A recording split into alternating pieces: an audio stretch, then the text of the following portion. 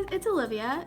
Believe it or not, I just spent an hour curling my hair and 15 minutes later, it's almost completely straight again. So there's that. But anyway, today I'm back with one of my college advice videos, and I'm going to be talking to you about transferring universities. This video is specifically if you are transferring from a four-year university to another four-year university. It is not for if you're going from a JC or a community college to a four-year.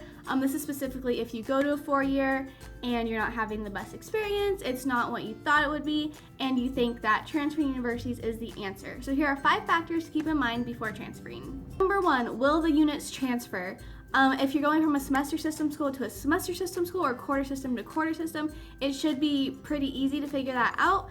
But if you're going from semester to quarter, quarter to semester, you're going to want to calculate your units and see if you're still going to be a junior at this new school or still going to be a sophomore or whatever.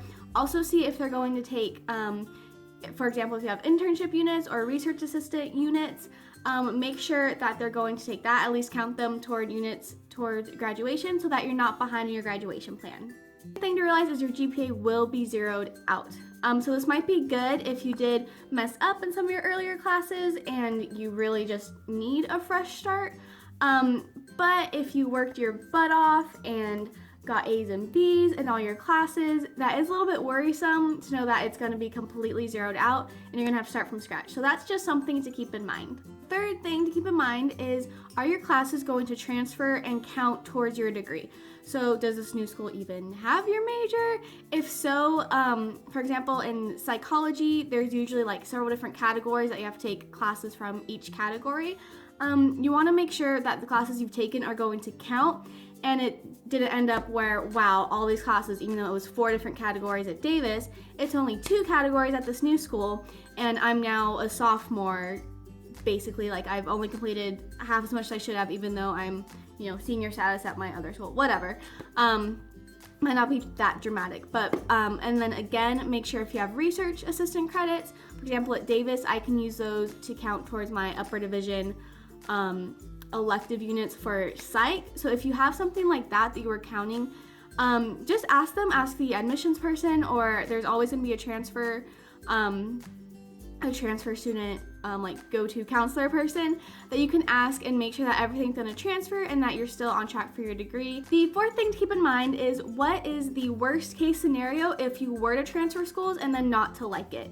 So obviously we want to be optimistic. Hopefully you are going to absolutely love your new school. Hopefully it's everything you thought it was going to be. You're making friends, classes are good, all that stuff. But what is the worst case scenario if it's not working out? I was considering transferring to Pepperdine, which is a small private school in Southern California. And as I was like weighing the pros and cons, I was like, okay, what would be worst case scenario? Well, I would now be about 7 hours away from home instead of 1 hour away from home. Worst case scenario, they wouldn't take my Disney, they wouldn't give me any credits for my Disney internship, so I would still have 2 full years left. Whereas at Davis, I only have one, I'll graduate in 3 years instead of 4 years. Also, for me personally, Pepperdine was a lot more money. It's a private school than Davis. I can get out of Davis pretty close to debt-free. And with Pepperdine, I definitely could not do that. So just think about the worst case scenario.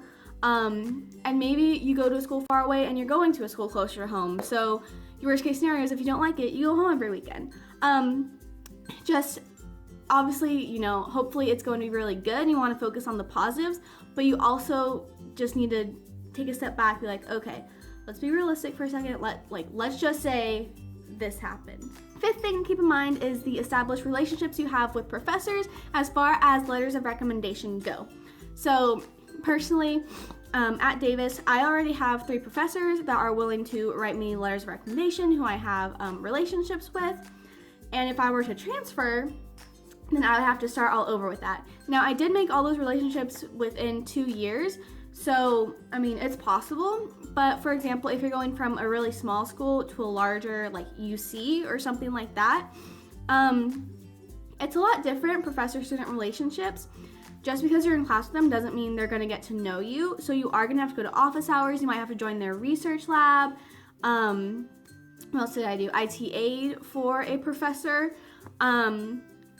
So just know that if you're going from a small school to a bigger school, you are going to have to work a lot more towards that. But again, like I made all those relationships in 2 years.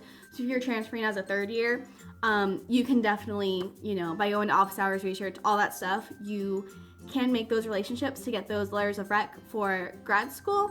And then if you're going from a bigger school to a smaller school, it's probably going to be a lot easier because the professors are actually going to recognize you and know your name. And then on top of that, if you go to office hours and stuff, that's even better. So those are the 5 factors to keep in mind if you think you want to transfer universities from a 4-year to another 4-year. These are just some things I had thought of as I was considering transferring, all the different things that I was kind of concerned about. So yeah, just keep that in mind, and hopefully this helps your decision-making process. Obviously, if you think that the school that you're at is not right for you and you think it would be best to transfer, even if it does put you a little bit behind, then go for it. Mental health is really, really important. It's important to be happy, and you do so much better when you're happy and thriving and like the place that you're at.